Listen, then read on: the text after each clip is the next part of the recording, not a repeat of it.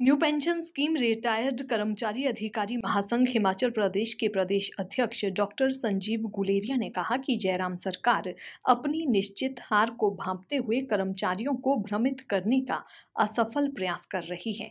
Doctor Sanjeev Guleria ने कहा कि न्यू पेंशन स्कीम कर्मचारी महासंघ हिमाचल प्रदेश ने 2009 की अधिसूचना हिमाचल प्रदेश में लागू करने के लिए कई बार मांग पत्र सरकार को सौंपा, लेकिन मात्र आश्वासन के अलावा कुछ नहीं मिला।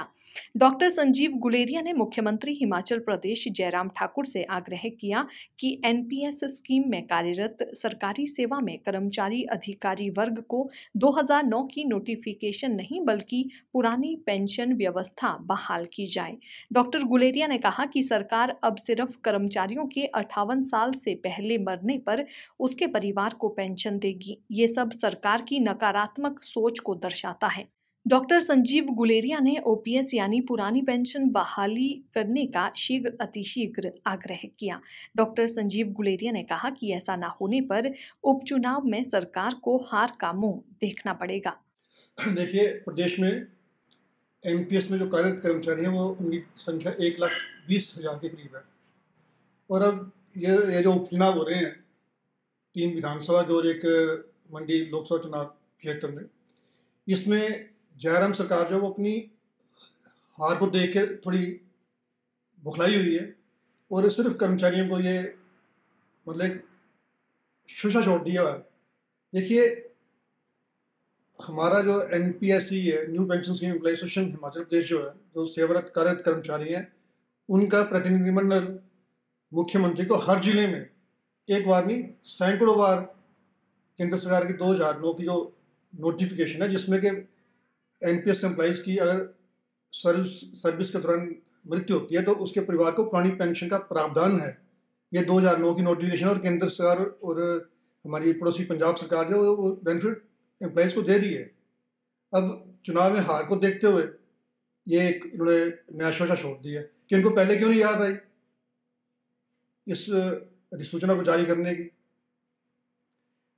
अगर हमें जो है ये अधिसूचना नहीं चाहिए, हमें जयराम सरकार से पुरानी पेंशन जो है बहाली ही चाहिए, ना कि ये अधिसूचना।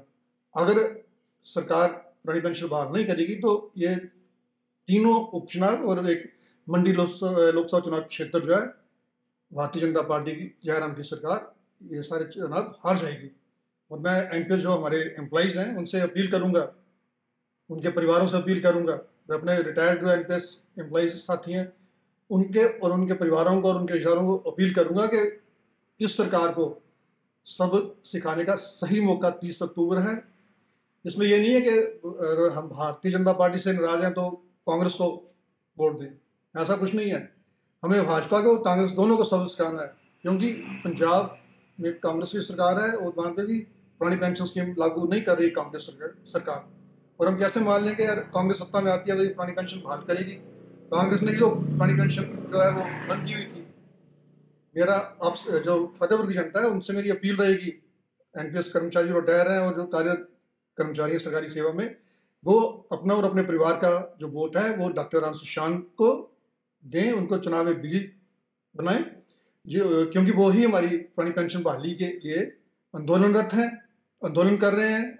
और उन्होंने ही अपनी पेंशन जो है एमएलए की और एमपी की लेना बंद कर दी है, कर्मचारियों का हित ध्यान में रखते हुए। धन्यवाद।